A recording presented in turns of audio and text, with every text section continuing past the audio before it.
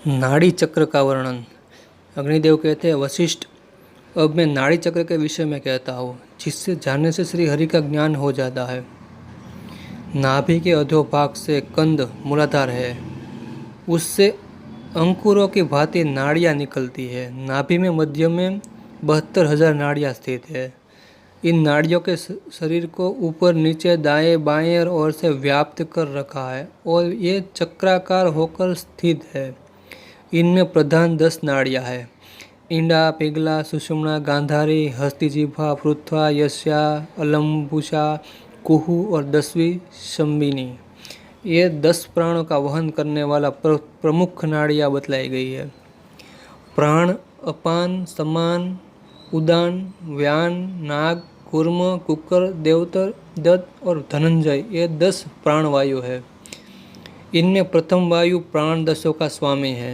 यह प्राण रिक्तता की पूर्ति और प्राणों में प्राणमय प्रेरण करता है और संपूर्ण प्राणियों में हृदय देश में स्थित रहकर अपान वायु द्वारा मल मूत्रादि से त्याग से होने वाली रिक्तता को नित्य पूर्ण करता है। जीव में आश्रित यह प्राण श्वासोच्छ्वास और काश आदि द्वारा प्रयाण गमनागमन करता है, इसलिए इसे प्राण कहा गया है।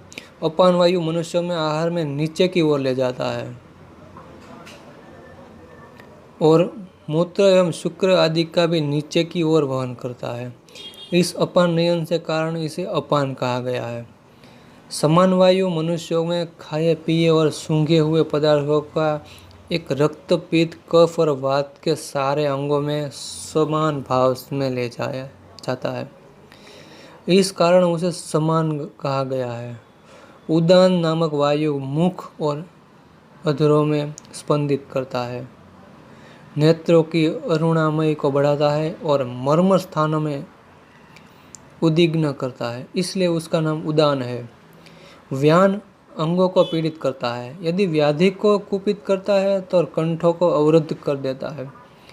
व्यापनशील होने से इसे व्यान कहा गया है। नागवायु उद्गार, डकार, वमन आदि में और कूर्म वायु नयनों में उन्पीलन खोलने में प्रवृत्ति होती है। कुकर भक्षण में और देवदत्त वायु जबाई में अधिष्ठित है। धनंजन पवन का स्थान घोष है, यह मृत शरीर का भी परित्याग नहीं करता। इन 10 द्वारा जीव प्रयाण करता है, इसलिए प्राण भेद से नाड़ी चक्र में भी 10 भेद है: संक्रांति, विषु, दिन, रात, अयन, अधिमास, ऋण, उन्द्राव एवं धन। ये सूर्य की गति से होने वाला 10 दिशाएं शरीर में भी होती है। इस शरीर में हिक्का, हिचकी, उन्रात, विभुंजिका, जबाई, अधिमास काल, खांसी, ऋण और निश्वास धन कहा जाता है।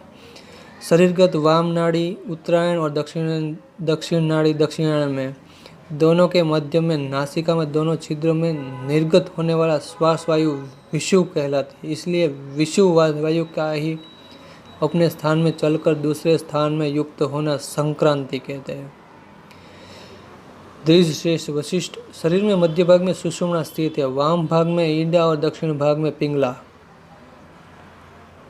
उधर गति वाला प्राण दिन माना गया है और अर्धोगामी अपान में रात्रि कहा गया है। एक प्राणवायु ये 10 वायु के रूप में विभाजित है। देह के भीतर जो प्राणवायु का आयाम है उसे चंद्र ग्रहण कहते हैं। वही जब देह से ऊपर तक बढ़ जाता है तो उसे सूर्य ग्रहण मानते हैं। साधक अपने उदर में जितनी वायु भरी जा सके भर ले, यह देह को पूर्ण करने वाला पूरक प्राणायाम है। श्वास निकलने में सभी द्वारों को रोककर श्वासोश्वास की क्रिया को शून्य हो, परिपूर्ण हो, कुंभ की भांति स्थित हो जाए, उसे कुंभक प्राणायाम कहते हैं। तदंतर मंत्र वेता साधक ऊपर की ओर एक ही नासारंध्र से वायु को निकाले। इस प्रकार उच्छ्वास योग से युक्त हो वायु का ऊपर की ओर विचरण निसारण करे। ये रेचक प्राणायाम है। ये श्वासोश्वास की क्रिया द्वारा अपने शरीर में विराजमान शिव स्वरूप ब्रह्म का ही सोहम हंस के रूप में उच्चारण होता है। अंत तत्ववेताओं के मत में ही जप कहा गया है। इस प्रकार एक तत्ववेता योगिंद्र श्वासों प्रश्वास द्वारा दिन रात में 21,600 की संख्या में मंत्र जप करता है। यह ब्रह्मा विष्णु और महेश्वर के संबंध में रखने वाली अजपा नाम की गायत्री है। जो इस अजपा का जप करता है उसका पुनर्जन्म नहीं होता। चंद्रमा अग्नि और सूर्य के युक्त मूलाधार निवासिनी आधा कुंडलिनी शक्ति हृदय प्रदेश में अंकुर के आकार में स्थित है।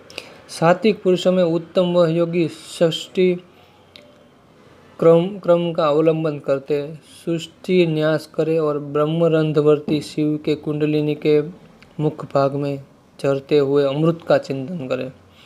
शिव के दो रूप है, सकल और निष्कल। सगुण साकार देह के विराजमान शिव को सकल जानना चाहिए और जो देह से रहित है वह निष्कल कहे गए हैं। वे हंस हंस का जाप करते हैं। हंस नाम है सदाशिव का। जैसे तिलों में तेल और पुष्पों में गंध की स्थिति है, उस प्रकार अंतर्यामी पुरुष जीवात्मा में बाहर और भीतर भी सदाशिव का निवास है। ब्रह्मा का स्थान हृदय में है, भगवान विष्णु कंठ में अधिष्ठित है, तालु में भगवान, मध्य भाग में रुद्र, ललाट में महेश्वर और प्राणों में अग्रभाग में सदाशिव का स्थान है। उनके अंत में परात्पर ब्रह्म विराजमान है। भगवान ब्रह्मा विष्णु रुद्र महेश्वर और सदाशिव इन पांचों रूपों में सकल साकार या सगुण परमात्मा वर्णन किया गया है। इसके विपरीत परमात्मा जो निर्गुण निराकार रूप में उसे निष्कल कहा गया है।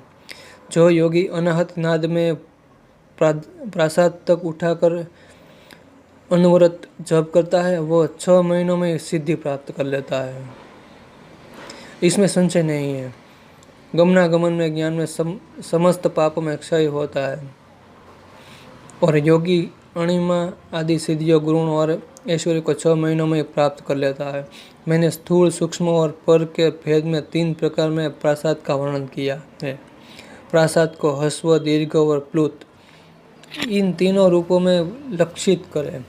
ह्रस्व पापों को दग्ध करता है, दीर्घ मोक्षपद होता है और प्लुप्त आप्यायन तृप्ति प्रदान करने में समर्थ है।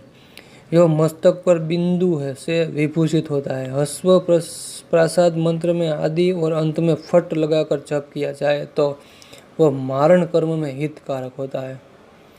यदि उससे आदि अंत में नमः पद छोड़कर जपा जाए तो वह आकर्षण साधक बताया गया है। महादेव जी के दक्षिणा मूर्ति रूप संबंधी मंत्र का खड़े होकर यदि 5 लाख जप किया जाए तो जपने अंत में घी का 10,000 होम कर दिया जाए तो वह मंत्र आप्यायित सिद्ध हो जाता है। फिर उससे वशीकरण, उच्चाटन आदि कर्म कार्य कर सकते हैं। जो ऊपर शून्य, नीचे शून्य और मध्य में भी शून्य है उसे त्रिशून्य निरामय मंत्र हो जाता है। वह द्विज निश्चय ही मुक्त हो जाता है। 5 मंत्रों के मेल से महाकलेवरधारी 38 कलाओं में युक्त प्रासाद मंत्र जो नहीं जानता है वह आचार्य नहीं कहलाता है।